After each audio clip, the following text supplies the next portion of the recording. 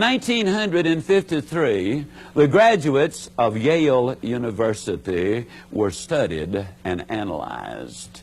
And they asked the questions about goals, and here's what they discovered. They discovered that only 3% of the seniors at Yale University had actually taken the necessary steps as far as setting those goals are concerned. Namely, they had identified what they wanted and had written them down. Now, to go along with that, they had listed the benefits. Now, let me emphasize something very important. The most significant part of setting a goal is to identify the benefits. You know, a lot of times an individual might have a goal, and that goal might be, well, I'm going to lose 35 pounds.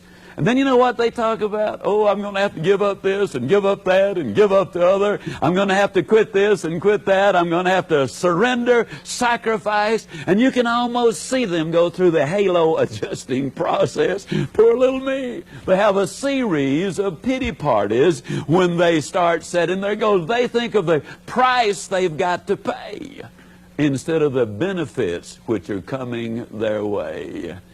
Now, for salespeople and marketing people, let me give you a fact of life.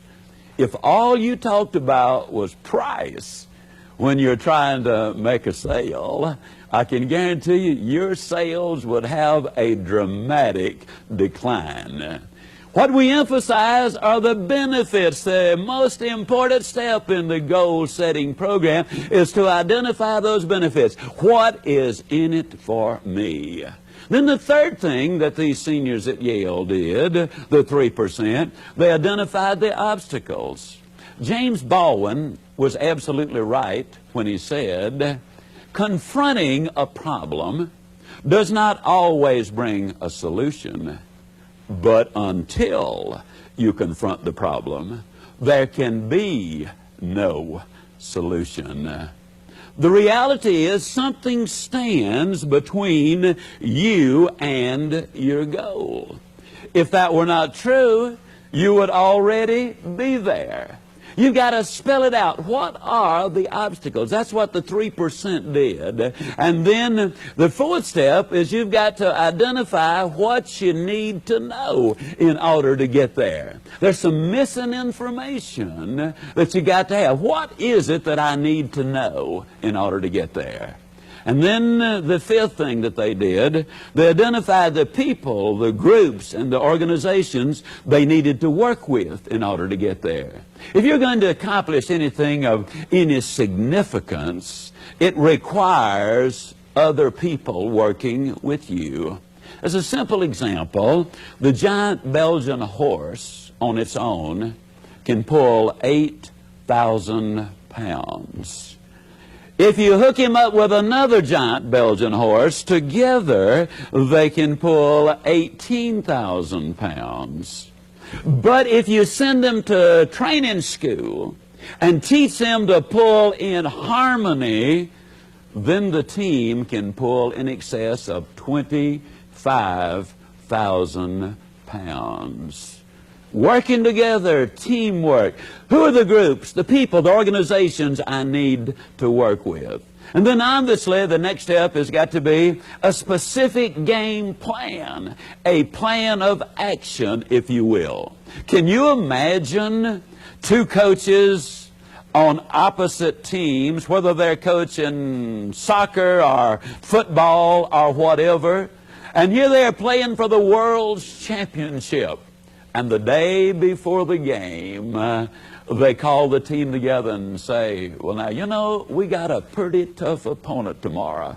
We better figure out what we are going to do.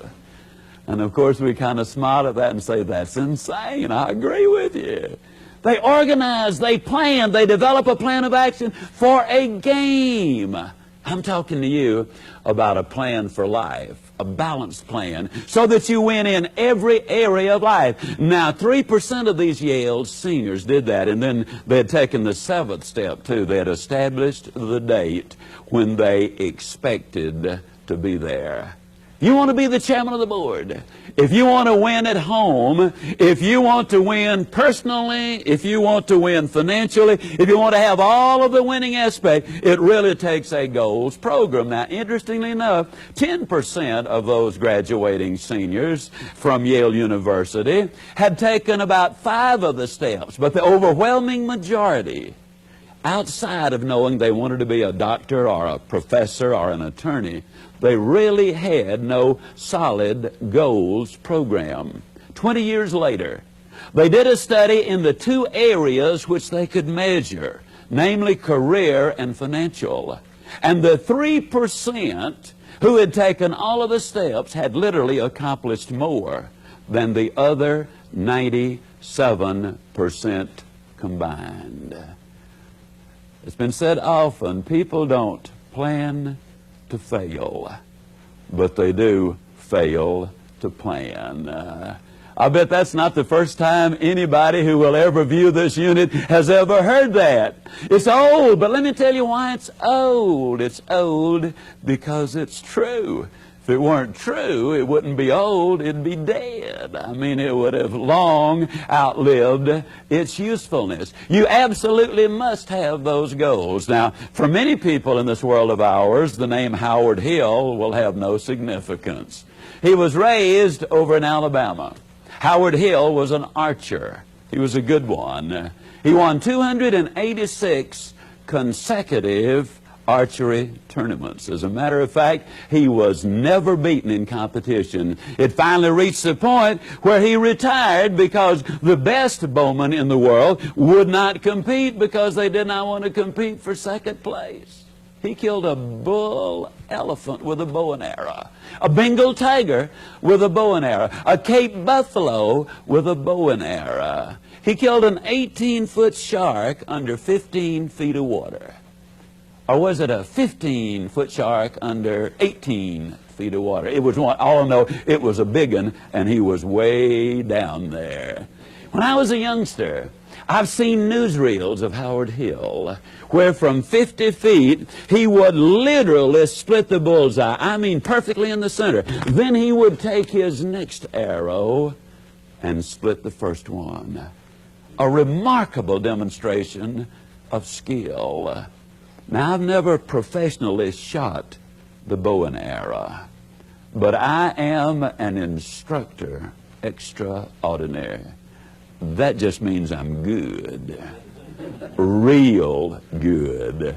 As a matter of fact, I'm so good as an instructor that I could spend 20 minutes with you personally, and regardless of what part of the world you live in, provided your eyesight is good and your health is good, at the end of 20 minutes, I would have you hitting the bullseye more consistently than Howard Hill could have hit it the best day he ever had as a bowman. Provided, of course, we had first blindfolded Howard Hill and turn him around a few times so he'd have no idea as to where he was. And you kind of sit there thinking, Ziegler, you dirty dog. Of course, that's the dumbest thing I've ever heard. How on earth, Ziegler, you know we could beat him then. How on earth could a person possibly hit a target he could not even see? You know, that's a good question. Let me give you one even better. How can you hit a target you do not even have? Have you got yours? I mean, in every phase of your life? Have you identified it and written it down? Have you specifically listed the benefits which are yours? Have you identified the obstacles which you have to overcome in order to get there? Have you put together the information you need in order to make this plan work? Have you identified the people, the groups, the organizations you need to work with in order for it to happen? Have you laid out a carefully designed game plan? Something that you cannot do in 5 minutes or in many cases in 5 hours. But have you developed a specific plan of action? Now, you know what's fascinating? Those Yale seniors, in most cases, had planned all of their life to go to Yale.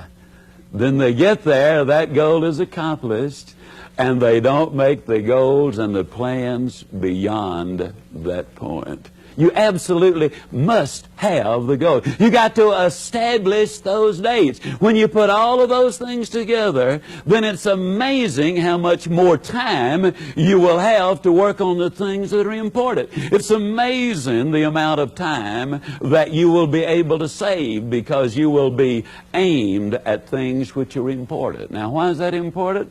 I cannot say for the rest of the world, but in America, over 80% of all of the college graduates, 10 years after they've graduated, are working in a field which is totally unrelated to what they majored in when they were in college.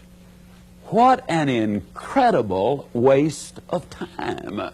How much further would they have been along the way had they taken those steps initially and worked through these exercises to determine literally where they were?